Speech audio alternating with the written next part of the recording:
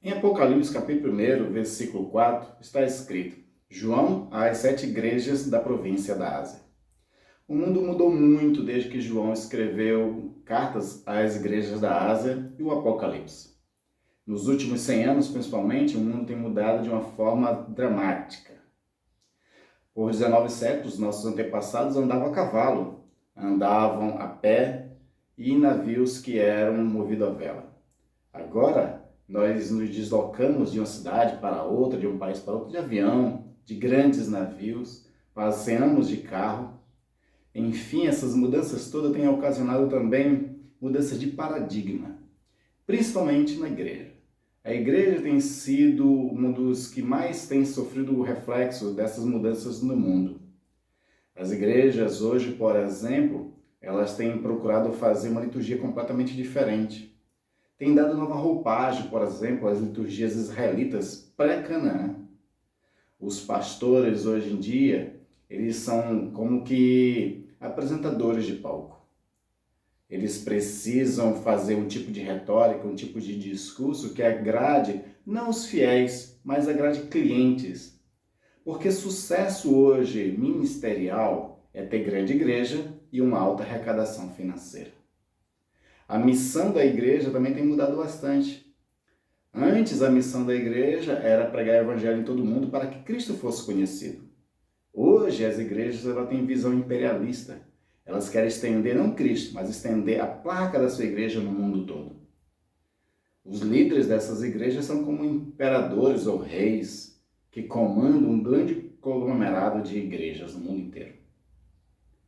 A forma também de adorar a Deus tem mudado com essas novas formas de música gospels. Não estou criticando as músicas gospels, mas a forma de adorar a Deus tem sido muito antropocêntrica e pouco cristocêntrica. Enfim, tantas mudanças faz com que realmente a gente olhe para a Bíblia e se pergunte, nós estamos certos?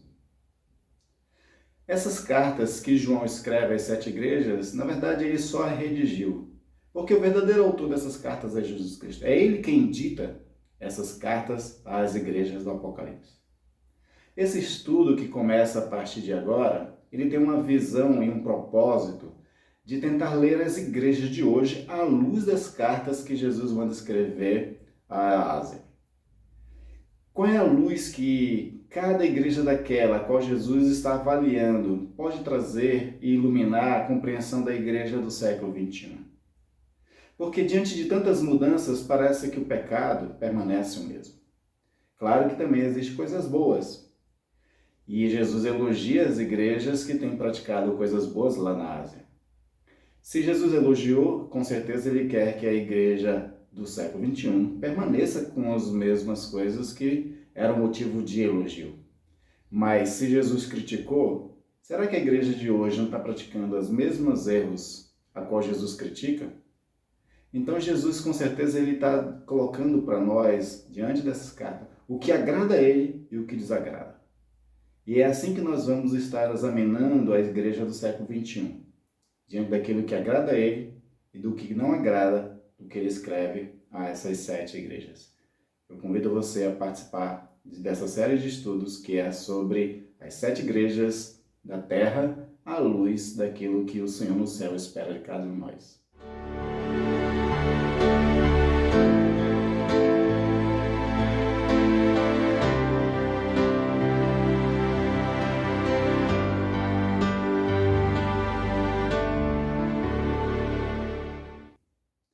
Você a ler comigo Apocalipse capítulo 1, a partir do versículo 9, onde vai ter a visão de Jesus como glorificado. Diz o seguinte: Eu, João, irmão e companheiro de vocês na tribulação, no reino e na perseverança em Jesus Cristo, estava na ilha chamada Patmos, por causa da palavra de Deus e do testemunho de Jesus.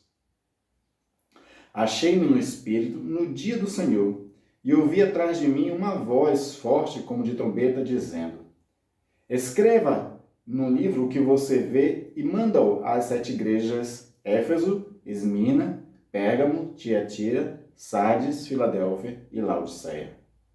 Voltei-me para ver quem estava comigo, e ao me voltar vi 7 candelabros de ouro, e no meio do candelabro um semelhante ao Filho do Homem, com vestes talares e cingindo a altura do peito, com um cinto de ouro. A cabeça e os cabelos dele eram brancos como a alva lã, como neve. Os olhos eram como chama de fogo. Os seus pés eram semelhantes ao bronze polido, como que refinado numa fornalha. A voz era como o som de muitas águas. Na mão direita ele tinha 7 estrelas e na sua boca saía uma afiada espada de 2 gumes. O seu rosto brilhava como o sol na sua força. Ao vê-lo, caía a seus pés como um morto. Porém, ele pôs sobre mim a mão direita, dizendo: Não tenhas medo. Eu sou o primeiro e o último, e aquele que vive. Estive morto, mas eis que estou vivo para todo sempre, e tenho as chaves da morte e do inferno. Escreva, pois, as coisas que você viu, as que são e as que hão de acontecer depois destas. Quanto ao mistério das 7 estrelas que você viu na minha mão direita, e quanto aos 7 candelabros de ouro, as 7 estrelas são os 7 anjos das 7 igrejas, e os 7 candelabros são as 7 igrejas. Vamos orar ao Senhor pedindo a sua graça e bênção. Pai amado e querido, eis a tua palavra, Senhor. Revelação dada, Senhor, ao teu servo João. Registradas para cada um de nós séculos depois, Senhor. E como sabemos, ó Deus, tudo aquilo que foi registrado é para conhecimento nosso, para correção nossa, disciplina nossa, exortação e principalmente ensino. Eu te peço, Deus, que tu nos ensines, Senhor, a tua vontade para o cristão e para a igreja do século XXI, Senhor. Que o próprio Espírito seja o nosso mestre nessa hora. Te peço isso em nome de Jesus. Amém. Antes de nós estudarmos sobre as 7 igrejas, uma de cada vez, eu quero primeiro fazer uma introdução para que nós possamos estabelecer, principalmente, o nosso conhecimento a respeito da pessoa de Jesus, que é aquele que está ditando essas cartas, e da pessoa de João, que é aquele que ouve e vai ser o mensageiro a essas 7 igrejas. A ocasião que João está escrevendo isso é uma ocasião um pouco difícil para ele, por conta de que ele estava como prisioneiro na ilha de Patmos. Patmos é uma espécie de ilha onde exilava os prisioneiros políticos, principalmente. Segundo alguns autores, como Jerônimo e Eusébio, que são pessoas muito mais próximas dele do que nós, diz que ele foi preso na época, por exemplo, do governo do Império de Nero. Nero ele ficou conhecido na história como um grande imperador romano louco. Ele era um homem totalmente ruim, praticava muitas atrocidades contra todo tipo de pessoas e principalmente contra cristãos também. E ele mais ou menos foi preso entre os anos 94 a 96, da nossa era cristã.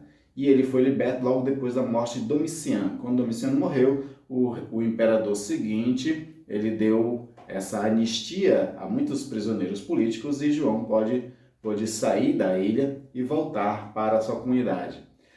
O que nós conhecemos de João é que boa parte do ministério dele foi sempre na cidade de Éfeso. Claro que ele fez muitas viagens missionárias, você tem ali início de Atos dos Apóstolos colocando Pedro e João viajando muito, mas boa parte do ministério dele realmente foi em Éfeso. E quando ele sai da ilha de Patmos, ele retorna a Éfeso para poder ali continuar o ministério dele e também até descansar, repousar, porque ele já estava muito velho nessa fase da vida dele. Tem-se uma ideia mais ou menos que João viveu há quase 100 anos de idade.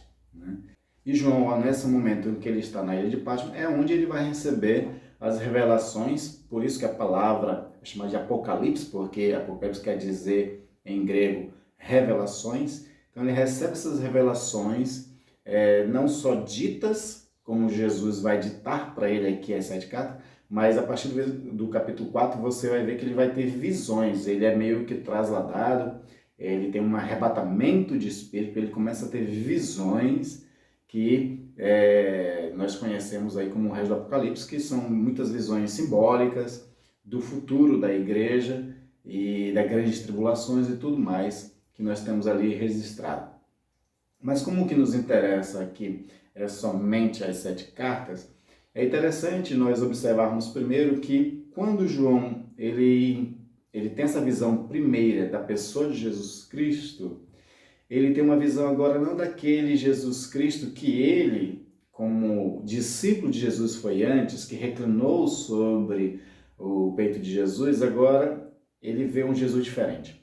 Porque antes o Jesus que ele via como discípulo era o da fraqueza da carne. Aquele que veio humilhado, aquele que veio esvaziado de toda a sua glória. É o Jesus homem. E agora ele está vendo Jesus como filho do homem, que é uma expressão divina para Jesus, agora glorificado. E nessa visão glorificada, beatífica da pessoa de Jesus, os olhos dele não conseguem nem visualizar, porque é como se fosse o sol ao meio-dia. Então é muito interessante essa aparição que Jesus tem para ele, porque vai revelar, inclusive, aquilo que ele é para essas igrejas a qual ele está realmente endereçando a sua mensagem. Então nós temos, por exemplo, a partir do versículo 12, dizendo isso: voltei-me para ver quem falava comigo, e ao me voltar vi 7 candelabros de ouro. O próprio Jesus vai interpretar que os 7 candelabros de ouro são as 7 igrejas, né? Esses candelabros de ouro, é interessante essa figura de linguagem, porque nós já a conhecemos. Desde o tabernáculo no deserto, quando Moisés recebeu a ordem de Deus para fazer o tabernáculo, os utensílios, também foi estipulado que ali se fizesse um candelabro e tivesse ela acesa, os candelabros, né? No caso aqui, esses 7 candelabros vão ser as 7 igrejas, porque a igreja ela sempre foi colocada à luz da mensagem de Jesus como a luz do mundo. Jesus disse que a igreja ela é a luz do mundo e que ela deve acender a sua luz para que todos a vejam. E essa luz era boas obras, era a mensagem que ela tinha, o testemunho que ela dá. Então, de fato, faz sentido Jesus já trazer nessa visão para João aquilo que representa a igreja. A igreja é a luz do mundo. Jesus disse que uma lâmpada, um candeeiro, ele não pode estar escondido e nem com a sua luz apagada. Lá no tabernáculo, por exemplo, a luz tinha que estar sempre acesa, permanentemente. Os sacerdotes eles tinham a função de dia por dia ir acrescentando óleo para que a luz não se apagasse, o fogo não se apagasse. A igreja do Senhor ela tem que estar sempre acesa, ela tem que estar sempre com a unção do Espírito Santo, ela tem que estar sempre testemunhando do Senhor e ser luz para este mundo que jaz em trevas.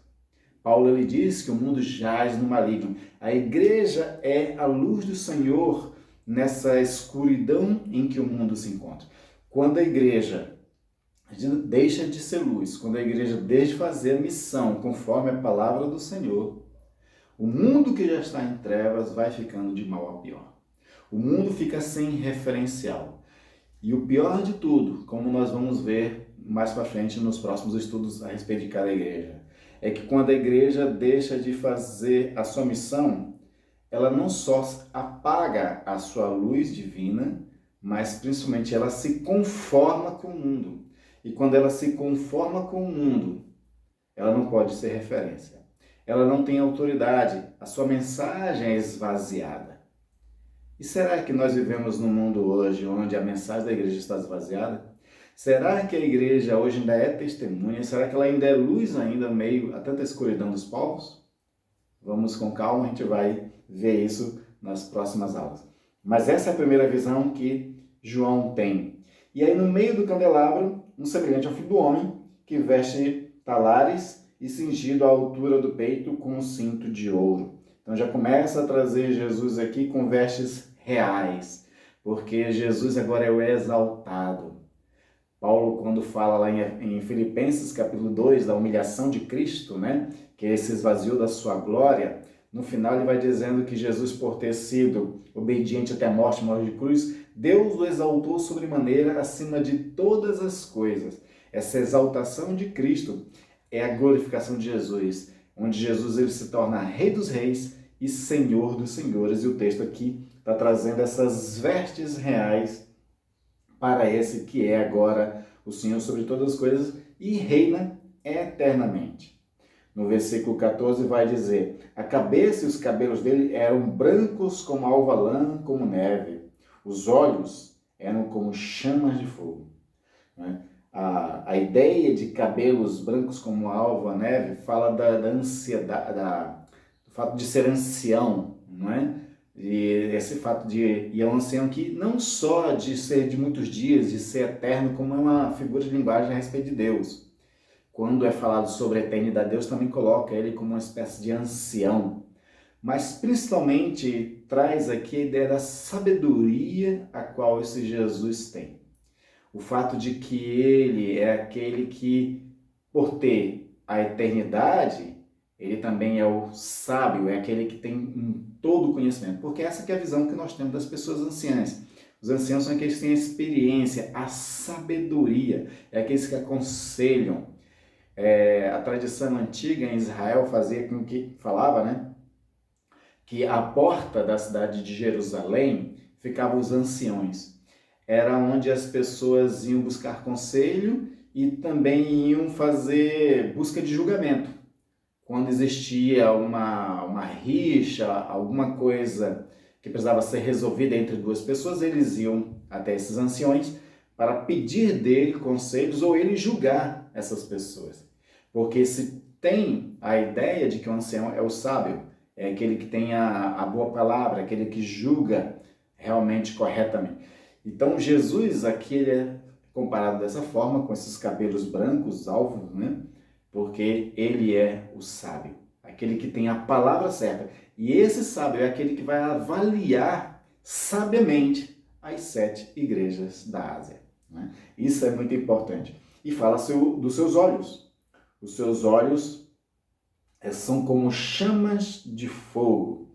Essa ideia de que Jesus ele tem um olhar penetrante, ele esquadrinha a mente, a alma, né? Então ele vai ao cerne dos problemas. E Jesus, de fato, ele vai ao cerne dos problemas da igreja a qual ele está endereçando a sua mensagem.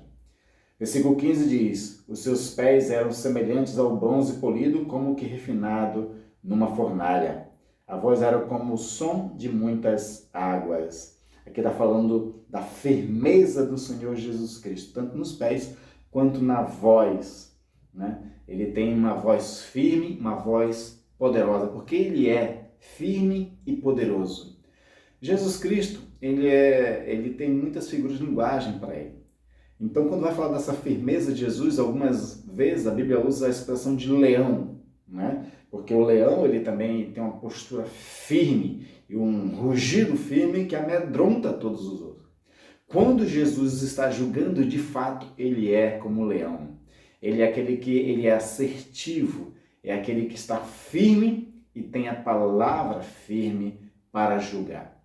E outras vezes Jesus é comparado a um cordeiro, dada a sua graça, dada a sua misericórdia, a sua empatia para com aquele que sofre, para com aquele que se arrepende também. No caso aqui, Jesus ele está julgando as 7 igrejas. Então ele precisa ser de fato firme e ter essa voz firme, né? Comparado com o som de muitas águas. No 16 diz, na mão direita ele tinha 7 estrelas e da sua boca saiu uma afiada espada de 2 gumes. As 7 estrelas, como o próprio Jesus vai explicar a João, são os 7 anjos, que é uma figura de linguagem para falar dos líderes dessas igrejas. É importante nós entendermos que, à luz da palavra de Deus, o líder da igreja ele é uma pessoa altamente responsável pela igreja. O pecado da igreja recai sobre o líder. Nós temos em outro momento da palavra de Deus dizendo que os mestres, os líderes vão receber um julgamento dobrado, mais duro. Por quê? Porque eles recebem da parte de Deus talentos, dons, eles recebem a incumbência e o privilégio de estar à frente do seu povo.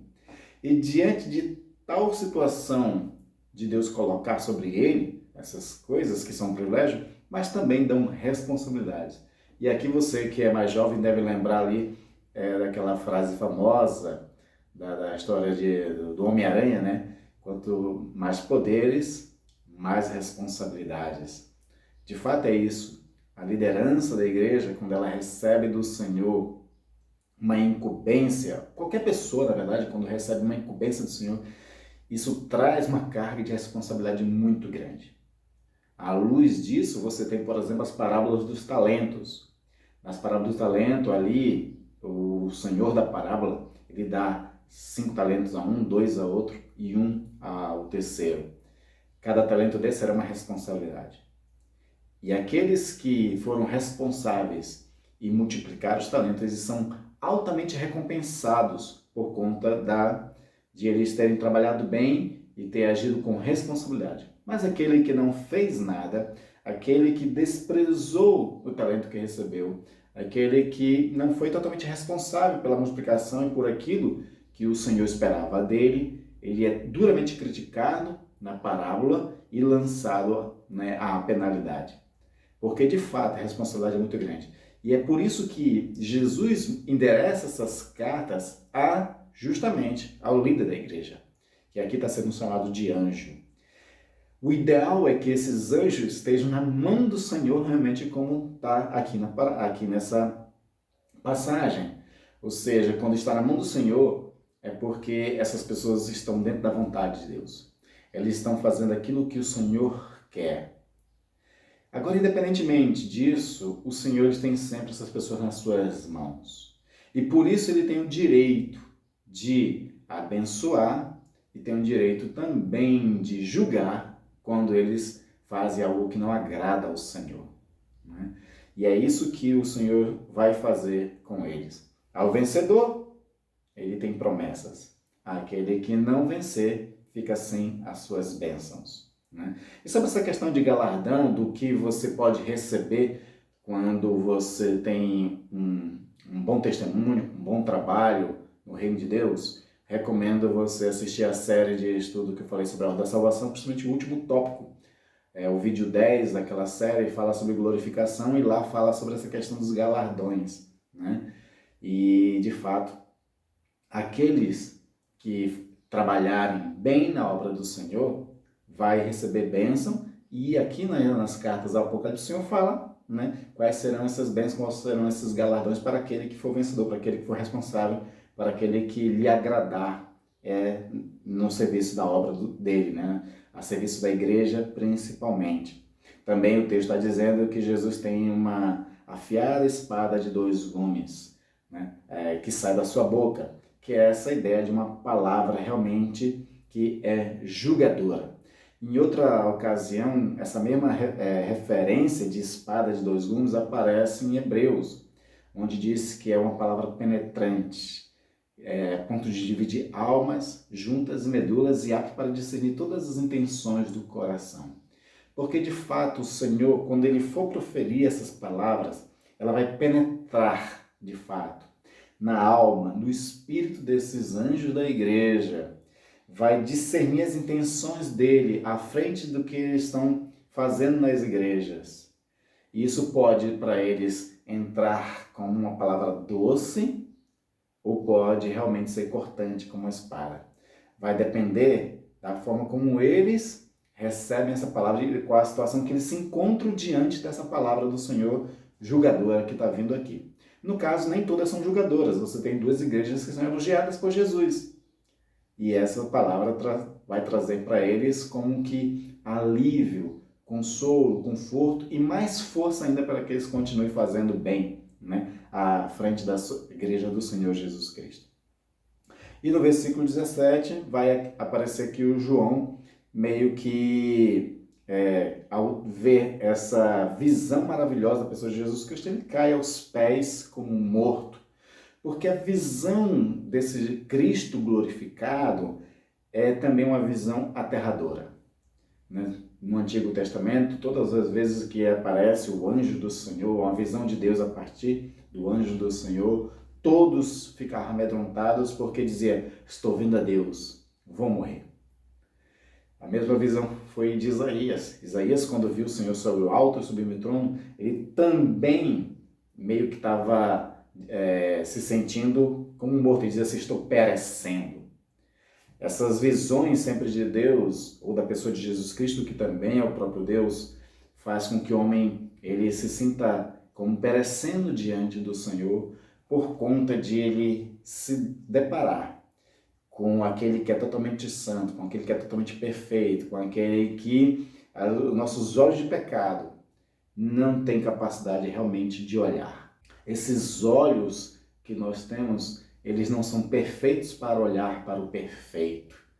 E nós precisamos, nessas horas, nos humilhar diante dele.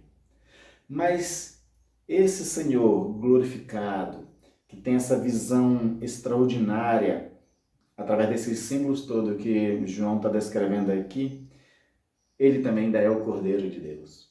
E por isso esse Cordeiro diz para João, não temas.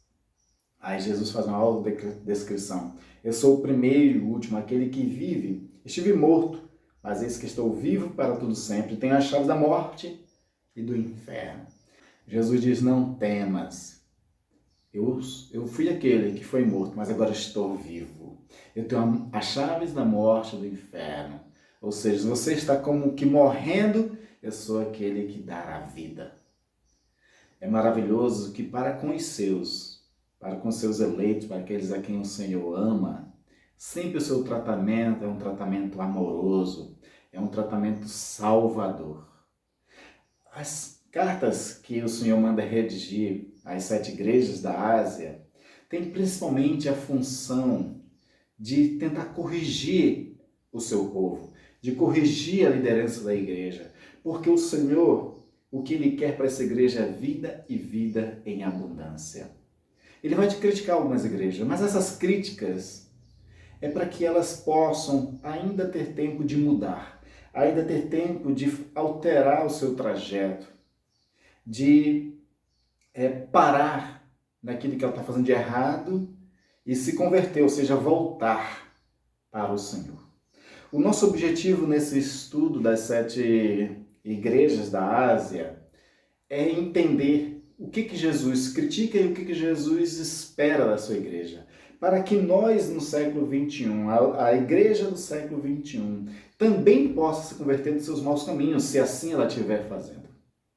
Né? E a igreja que tem o interesse de fazer a vontade de Deus, ouvir a partir dessas cartas o que o Senhor espera de nós.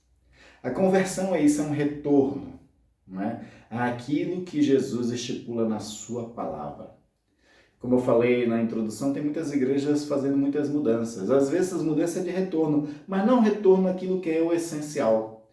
Por exemplo, nós temos muitas igrejas que, não sei porquê, têm feito um retorno ao movimento litúrgico pré-Canaã, onde Moisés tinha estipulado algumas festas judaicas e as igrejas hoje querem voltar a esse modelo de festa judaica, lá da época do povo no deserto, por exemplo. Não é para esse retorno tão longo que o Senhor quer que a gente retorne numa conversão. Ele quer que nós nos convertamos àquilo que a palavra diz a partir dele próprio, do próprio Cristo. Então, se nós temos que retornar a alguma coisa, nos converter a alguma coisa, temos que ser à luz daquilo que o próprio Jesus está dizendo. Não fazer esses retornos à liturgia israelita. Também, muitas pessoas que têm tentado parar e se converter, retornar para um modelo, né, mais bíblico, têm feito um retorno errado, por exemplo, do farisaísmo também. Então nós temos muitos movimentos radicais dentro do evangelicalismo no mundo hoje, que se parece mais não com a igreja do Senhor Jesus Cristo, mas ao modelo farisaico, onde retornam a um modelo que foi criticado por Jesus Cristo. Então o estudo dessas 7 cartas às igrejas da Ásia é para trazer luz àquilo o que a igreja deve voltar de fato. Onde é o próprio Jesus que está dizendo para nós, disso eu me agrado, isso eu reprovo.